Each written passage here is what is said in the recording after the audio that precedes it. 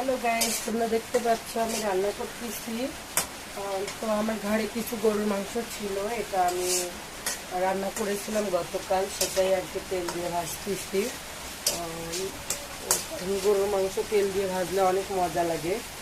তোমরা দেখতে পাচ্ছ ভাজতে ভাজতে অনেক সুন্দর একটা কালো কালার চলে এসেছে। তো এটা অনেক মজাদার, ভাজলে অনেক ভালো লাগে, আমার বড়দেরও লাগে, আমারও লাগে। আমরা গরুর মাংসটা ভেজেই খাই, বেশিরভাগ ঝোল কম রাখি। তো বন্ধুরা, তোমরা দেখতে পাচ্ছ আমি রান্না করছি ছোট্ট একটা কুড়ে ঘর, ওটার মধ্যেই রান্না হয়। আমরা ভাড়া থাকি ওখানে, সুন্দরভাবে জব করি দুজনেই। তো রান্নাটা শেষ করে আমি ভাতটা বসিয়ে দিলাম, তোমরা দেখতেই পাচ্ছ।